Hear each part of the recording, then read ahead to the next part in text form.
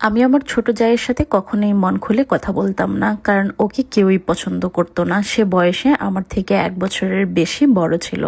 সেই বাড়িতে এসেই প্রথমেই আমাকে বলে সে নাকি আমাকে বোন ডাকবে আর আমি যেন তাকে দিদি মানি, এমনটা বলেছিল। যদিও পরিবারের কেউই এই জিনিসটা মেনে নেয়নি, আমিও মেনে নেয়নি। সবাই বলেছেন যে বয়সে যেই বড় হোক, সবার আগে এই বাড়িতে বউ হয়ে আমি এসেছি, তার মানে আমাকেই সে দিদি ডাকতে হবে।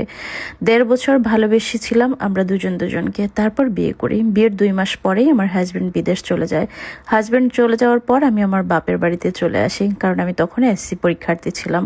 শ্বশুরবাড়িতেও মাঝে মাঝে যাওয়া আসা করতাম। তারপর এসএসসি পরীক্ষা দিয়ে আমি যশোরে চলে যাই পড়াশোনা করার জন্য। 1 সপ্তাহ বাপের বাড়িতে গেলে পরের সপ্তাহ আমি শ্বশুরবাড়িতে যেতাম।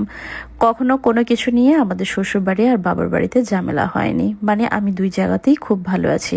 আমার বিয়ের 10-11 মাস পরে আমার দেওর হঠাৎ করেই বিয়ে করে সবার মতে।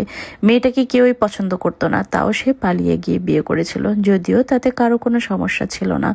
আমার ছোট যে আমার 1 বছরের বড় হবে, তাই তার কথা মতো সে আমাকে বলেছিল সে আমাকে বোন ডাকবে আর আমি যেন তাকে বড় দিদি ডাকি। এই নিয়ে প্রথম এসেই ঝামেলা করেছিল সে, কিন্তু এই বিষয়ে কেউই সাপোর্ট করেনি। যেহেতু আমি বাড়িতে প্রথম বউ হিসেবে এসেছিলাম, তাই আমাকেই সে দিদি বলতে হবে। আমার ছোট দেবর এবং যার বিয়ের পর যখন যেখানে যেত সেখানে গা ঘেঁষাঘেঁষি করেই চলতো, তাই তাদেরকে প্রথম থেকেই কেউ একটা পছন্দ করতো না খুব বেশি। তারপর ধীরে ধীরে সে আমাকে বিভিন্নভাবে মানুষের কাছে খারাপ বানানোর চেষ্টা করলো, বিভিন্ন দোষ দিতে শুরু করলো আমার। সে প্রথমেই আমার শ্বশুর শাশুড়িকে আমার বিরুদ্ধে ব্রেন ওয়াশ করেছিল। একদিন সে আমার শ্বশুরবাড়িতে এসে আমার সমস্ত শাড়িগুলা ব্লেড দিয়ে কেটে ফেলেছিল আর দোষ দিয়েছিল আমাকে। আমার শাশুড়ি আমার মা বাবাকে ফোন করে তাদের বাড়িতে ডেকে নিয়েছিল, সাথে আমাকেও। আমার বাবা মা সেখানে যাওয়ার পর আমার শাশুড়ি আঙ্গুল তুলে বলেছিল, আপনার মেয়ে ছাড়া এই কাজ আর কেউ করেনি, আপনার মেয়েই করেছিল এই কাজ। সেদিন আমরা কেউ কোনো প্রতিবাদ করিনি, চোখের জল ফেলে রাতের বেলা আমরা চলে এসেছিলাম।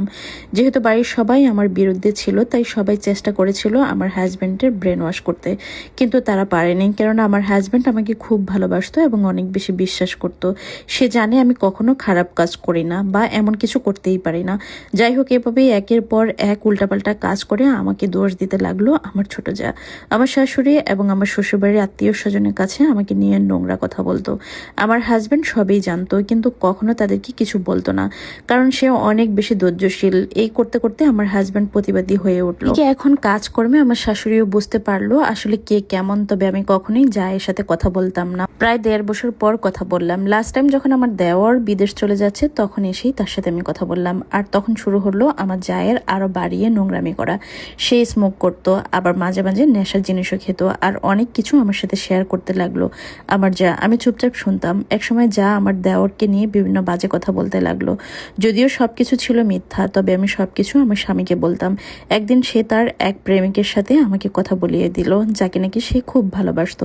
তার সম্পর্কে সব গল্প করলো, আমার সাথে পরিচয় করিয়ে দিল। আমার যা তার প্রেমিকের সাথে পরিচয় করানোর পর হঠাৎই একদিন সেই ছেলে আমাকে কল দিল, আর কল দিয়েই বলল, আপনার জায়ের সাথে আমি এখন আর কথা বলি না, তার সাথে আমার ব্রেকআপ হয়েছে। কারণ সেই মেয়েকে আমি হাতে নাতে অনেক ছেলেদের সাথে ধরেছিলাম।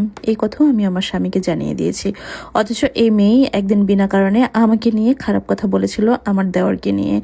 যদিও তখন সে স্বামীকে খুব সাপোর্ট করেছিল, স্বামীর নামে বদনাম দেয়নি, আমার নামে বদনাম দিয়েছে। কিন্তু আত্মীয় স্বজন, বাড়ির মানুষ, আমার হাজব্যান্ড কেউই সেটা বিশ্বাস করেনি। অথচ আমাকে কিন্তু প্রমাণ তো ঠিকই করলো। কিন্তু কিছু বুদ্ধিমান আত্মীয় স্বজন আছে, তারা আগে থেকেই তাকে অপছন্দ করতো, একদমই পছন্দ করতো না। আর আমার হাজব্যান্ড তো কোনোদিনের জন্যই ওই মেয়েকে পছন্দ করতো না, এমনকি কথাও বলতো না। বাকিরা কেউই তার কাজকর্মের জন্য তাকে কখনোই পছন্দ করেনি, অপছন্দই করতো বেশিটা। অথচ সবাই আমার প্রশংসা করে বেরিয়েছে একটা সময়, বা এখনো আমার প্রশংসা করে, আমাকে ভালো জানে। যেহেতু সবার সাথেই তার সম্পর্ক নড়বড়ে, বিশেষ করে তার স্বামীর সাথে, তাই এখন লেগেছে কিভাবে আমাদের সম্পর্ক, মানে আমার হাজব্যান্ডের সাথে আমার ফাটল ধরাবে, এটা নিয়েই সে এখন উঠে পড়ে লেগেছে। কিন্তু সে আর তার পরিবার হয়তো এটাই জানে না যে আমার আর আমার হাজব্যান্ডের সম্পর্কটা খুব শক্ত। আমরা দুজন দুজনকে কতটা বিশ্বাস এবং ভরসা করি সেটা শুধু আমরা জানি। দিন শেষে শুধু একটা কথাই মনে মনে ভাবি, যে সে আমাদেরকে খারাপ বানানোর জন্য, বিশেষ করে আমাকে খারাপ বানানোর জন্য এতটা উঠে পড়ে লেগেছে।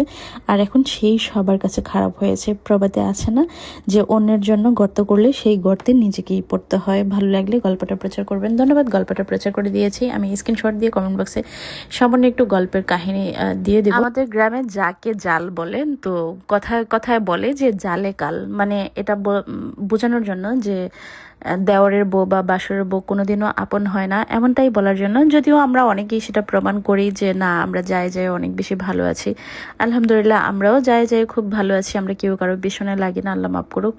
এটা আমার কাছে একটা নোংরা রাজনীতি মনে হয় যে পরিবারের মধ্যে আমরা মানে যদি 4টা যা থাকি বা 2টা যা থাকি, 2জন মানুষ 2 জায়গা থেকে এসেছি, মিলেমিশে সংসার করবে, এটাই খুবই স্বাভাবিক বিষয়।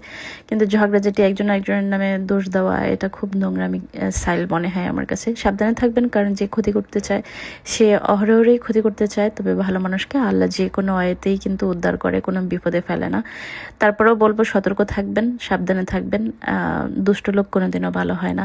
আর যার চরিত্রই ঠিক নাই, যে বিয়ের পর স্বামী বিদেশ যাওয়ার পর স্মোকি করে, আবার পরকিয়া করে, বিভিন্ন ছেলেদের সাথে খারাপ কাজ করে, একে আমার মনে হয় না সংসারে রাখাটা সংসারের জন্য কল্যাণকর হবে।